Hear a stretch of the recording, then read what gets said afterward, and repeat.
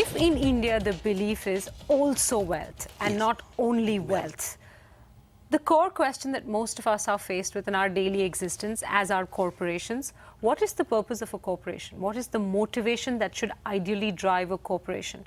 Should it not be profitability? Because profitability is also equal to a certain efficient way of running, Yes. a certain distribution of wealth. Yes. And profits can only come if you produce goods and products that consumers want Yes. in the best, most efficient fashion. Absolutely. So profitability, is it wealth? Is it generosity? Is it ambition? Is it greed?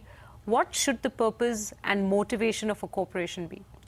I think the motivation of a corporation is to create happiness. In India, currency is of three types, and it was represented using the three goddesses. So you have one goddess called Lakshmi.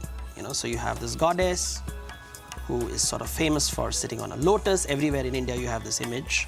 She sits on a lotus. Right. She holds a pot which is overflowing with wealth.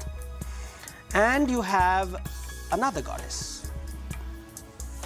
And this goddess is famous because she holds a lute in her hand, and she is Saraswati, Right, the goddess of knowledge. right.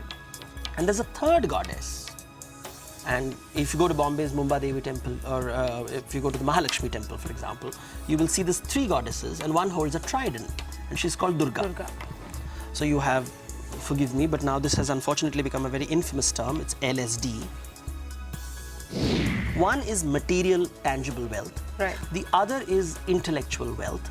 And the third one is emotional wealth. And these are the three things that two human beings transact with each other. Why does Durga represent emotional wealth? You see, Durga is, the more popular name of Durga is also called Shakti, Right. which is power. Now, if I walk into a party and look at you and say, Ma, you have gained a lot of weight since the last time I met. Thank you. You'll feel depressed. So you feel suddenly disempowered. But a sentence. Or I come in and say, you know what, you're looking wonderful and radiant, and the clothes you're wearing are lovely, and you look really nice. And suddenly you feel empowered. So what has happened is an emotional transaction has taken place, and we don't even realize it's actually a currency that can be used very, very well between two people. And we yearn and crave for this emotional currency. Everybody wants it, even the gods want it. So you have a material need, you have an intellectual need, and you have an emotional need. And organizations have to work at all three levels.